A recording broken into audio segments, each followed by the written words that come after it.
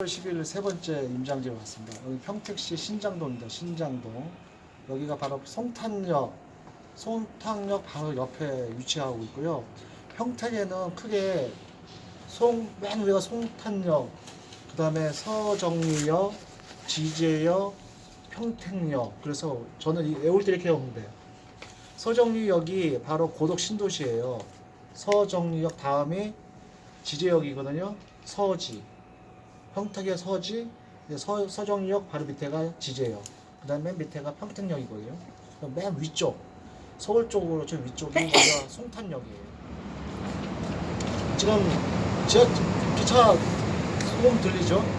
여기가 바로 그 기차 경부선 라인입니다. 경부선. 경부선하고 지하철 라인. 오늘 가져온 물건은 그 신탁 공매입니다. 공매 중에서 공매는 크게 세 가지가 들어 있습니다. 국가나 지자체나 공공기관에서 가지고 있는 공매가 있고, 압류, 그러니까 세금 체납에 의해서 나오는 압류재산 공매가 있고, 또 하나는 신탁 회사에서 가지고 있는 물건을 내보내는 신탁 공매가 있습니다. 그 중에서 신탁 공매는 신탁 회사에서 가지고 있는 물건인데, 신탁 회사에서 가지고 있는 물건이 그 자기네 자체적으로 신탁 회사에서 올리는 물건도 있고, 또는 온비드 사이트를 통해 가지고 올리는 물건이 있습니다. 이 물건은 현재 온비드 사이트에 올라온 물건인데, 특징은 몇 번 유찰이 됐어요. 유찰돼 가지고 수의 계약으로 일방적으로 본인이 원하면 언제든지 계약할 수 있는 물건으로 나온 물건입니다. 그리고 현재 이 물건의 특징은 아까 제가 말씀드린 것처럼 여기에 매물이 없는 걸로 제가 조사를 했어요. 그리고 실제로 옆에 있는 것보다는 저희가 안에 들어가서 보니까 좀 괜찮죠. 괜찮고, 그다음 살만한 집이고, 그다음에 여기 특징 중에 하나가 84.78회배 제곱미터, 그러니까 아파트 평수 32평, 32평형이죠. 전용 면적은 20 몇 평 되겠고요. 그 면적은 크게 전용하고 공용이 있죠. 면적 따질 때 전용은 해당 세대가 살고 있는 집 전용적으로 쓰고 살고 있는 면적, 공용은 복도, 엘리베이터 그런 데가 공용 면적이죠. 전용 면적하고 공용 면적 합해서 공급 면적, 분양 면적이 나오겠죠. 그래서 합한 거는 무슨 평형, 그리고 전용 면적을 무슨 평, 요거는 우리가 전용 면적으로 일반적으로 하는 거고요. 여기는 교보 자산신탁에 물건이 많이 나와 있어요. 최초가는 3억 5,400에서 시작해가지고 2억 5천이면은 수의계약으로 우리가 언제든지 살 수 있는 물건인데, 여기서 신탁공매가 우리가 좀 주의할 점은 처음에 최초 시작가, 감정가는 시세가 아니라 했죠. 무조건 시작가예요. 시작가, 감시. 감정가가 특히 신탁 물건은 높게 책정을 많이 해요. 처음에 시작가가. 그래서 이런 부분도 감안을 해가지고 보셔야 된다. 그리고 신탁 공매는 세 가지를 제일 중요한 요소라고 했습니다. 일반적인 공매, 압류재산 공매에 제일 중요한 거는 압류재산 매각 명세서가 있죠. 경매에서 제일 중요한 거는 매각 물건 명세서처럼 압류재산 명세서를 압류재산 공매에서 제일 중요시 봐야 되고, 신탁 공매에서 제일 중요시 봐야 되는 거는 등신 공여가 있습니다. 등기부 등본, 신탁 원부, 공고문, 신탁 회사에서 공고문을 유심히 잘 보셔가지고 어떤 권리를 내가 인수를 하는지 없는지. 그래서 신탁 공매에 좀 좋은 팁은 웬만하면 임차인이 없는 게 좋습니다. 그래서 임차인이 없길 바라고 들어가야 돼요. 그러면 우리가 혹시 기존에 임차인이 있다 가면은 권리가 없다 가면은 그래서 이사비 정도 또 줘야 될 상황도 있고 하니까 없는 게 제일 좋겠죠. 그리고 만약에 있다 하더라도 이 사람의 보증금을 인수하느냐 인수하지 않느냐, 그런 조건부 같은 경우는 신탁 회사하고 그 다음에 우선 수익자, 신탁 원부를 만들 때 우선 그 세 가지가 딱 트라이앵글로 움직이다 있습니다. 삼각관계는 뭐다? 위탁자, 수탁자, 원수익자. 원수익자는 누구냐? 금융기관, 근저당이라든지 담보 신탁을 해준 데가 우선 수익자고, 위탁자는 우리가 맡긴 사람 위탁자입니다. 위탁자, 수탁자는 이거를 신탁으로 맡은 회사, 신탁회사. 우리는 용어도 자꾸 이 귀에 익어야 돼요. 수탁자, 그러면은 신탁회사구나. 그러면 여기 수탁자는 여기서 교보자산 신탁이 되겠죠. 이 수탁자가 어떠한 계약 조건을 해서 이 등기를 가져왔는지 현 등기 신탁이 돼 있을 거예요. 이 교보자산 신탁으로. 그 위탁자에 요로 줬어. 주고 쉽게 대출 이빨이 뺀 거예요. 뺀 경우가 많죠. 뺐어. 빼고 소유권은 현재 누구한테 있느냐? 교보자산 신탁한테 있는 거죠. 그래서 우리가 일반적으로 우리가 임차 입장이었을 때는 이런 물건이 있을 때는 그 옛날 그 개인 소유주 얘기만 듣고 야 이거 신탁 물건 아무것도 아니야. 내 건데 잠시 맡겨놓은 거야.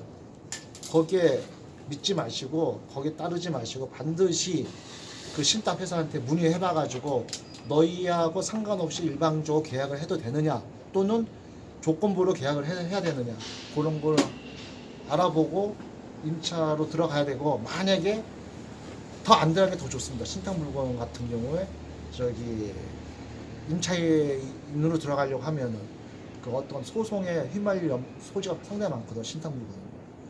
그래서 신탁 물건은 오래되면은 거의 임차인이 빠진 경우도 많습니다. 임차인이 안 들어오고 여기 같은 경우도 우편물로 보니까 그 많이 쌓여 있더라고요. 쌓여 있고 그리고 위에 가서 한번 임차인도 한번 초인종 눌러봤는데 안 계시더라고요. 그래서 우선은 현재는 밤에는 계실지 몰라도 현재 낮에는 안 계시는 임차인이구나 그걸 알 수가 있습니다.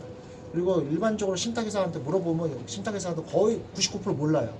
물건에 대해서 여기에 누가 살아있는지 살고 있는지 빠져나가는지 몰라요. 가르쳐주지도 않고 자기네가 잘못하면 또 거기에 또 휩쓸릴 염려가 있으니까 안 가르쳐줘요. 제일 좋은 거는 신탁을 하게 그 근저당권자의 우선 수익자하고 협의해서 물어보는 게 제일 좋습니다. 우리가 해본 결과 그 신탁 오픈 어디서 뛰느냐 발급은 저기 가서 뛰어야 되죠. 어디서 가서 뛰어요? 엄청님? 등기소. 네, 등기소 가서 뛰죠. 등기소 가서 신탁 오픈 발급 받으러 왔습니다 하면은 최소한 요걸 보여주든지 아니야 그냥 발급해 주는 데도 있고 하는데 이걸 꼭 출력해서 가져가시는 게 좋습니다.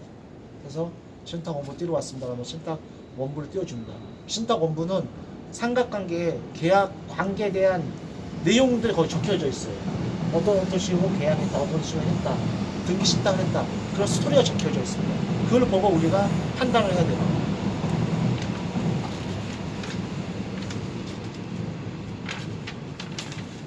여기도 보시면은 금년 1월 3일부터 이 물건이 나온 거예요. 자, 보통 압류재산 공매는 월화수 매주 월화수 하고 그 다음날 목요일날 개찰하고 유찰이 되면 또 그 다음 주에 다시 10% 떨어진 다음에 월화수 한다 했죠.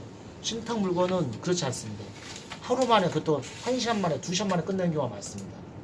그때 유찰되면 또 다음 회차 넘기고 압류재산 공매처럼 일반 국유재산 공매처럼 며칠씩 하고 개찰하고 그게 아니라 당일날 초스피드를 합니다. 그래서 여기 같은 경우도 보시면은 당일날 10시부터 5시까지 했었어요.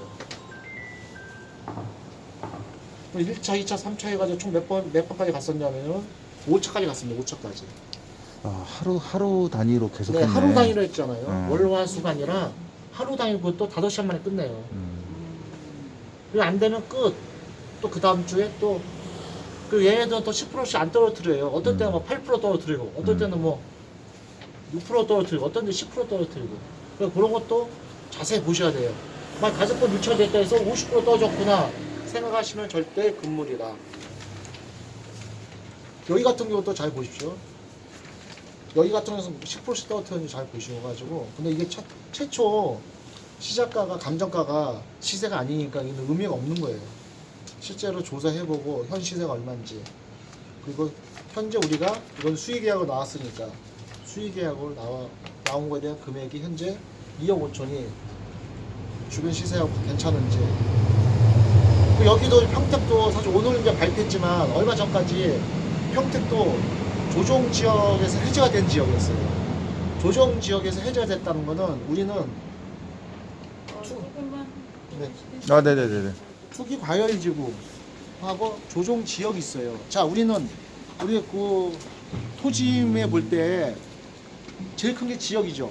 그다음에 지구, 그다음에 구역. 지역이 제일 크고 가운데 구자 넣고 지역, 지구, 구역. 그 투기 과열지구 뭐 해제됐다, 투기 과열 지역 해제됐다 하는데 정확하게 보시면은 조정 지역이 제일 크고 조정 지역은 큰 단위로 해제를 해줘요. 그다음에 투기 과열 지구예요. 투기 과열 지구는 특징이 전매나 분양권 제한 같은 걸 주는 게 투기 과열 지구고 조정 지역은 우리가 사고 파는 게 뭐죠? 매매죠. 매수할 때 취득세 내죠. 팔 때는 양도세 내죠. 취득세하고 양도세 혜택을 준다는 거예요. 조정지역 해제했다. 그래서 조정지역은 세금에 대한 혜택을 줬다. 그 뜻이에요. 자, 우리는 이제 좀 더 디테일하게 들어가야 돼요. 조정지역 해제됐구나. 아, 그럼 세금에 대한 혜택 줬고, 그 다음에 조금 풀어줬어. LTV나 그런 거 있죠. 대출 규제를 좀 풀어줬을 완화됐다. 거예요. 좀 완화해줬어. 많이 완화해주진 않아요. 조금 완화해줬어. 이번에도. 자, 그러면은 조정지역 양도세를 해제해준다. 그 뜻은 뭐냐? 양도세. 중과를 해제해준다는 거는 그 주택수에 상관없이 된다는 거죠. 근데 그 주택수가 과연 2주택인지 3주택인지 그건 정확하게 따져보셔야 돼요. 어떤 지역은 2주택까지, 어떤 지역은 3주택까지 그런 경우가 간혹 있거든요. 안녕하세요. 오랜만이십니다. 너는 저 미군 그 관계되신 분이 여기 머리도 국장까지 왔으니까 김장하 씨는 저 고생하셨네요. 원장님이 여기서 긴장하시네요. 자, 그럼 여기 대해서 이제 신탁 공모에 대해서 말씀을 드렸고요. 혹시 질문 있으시면 질문해 주시고 여기 있는 꺼주시면 됩니다.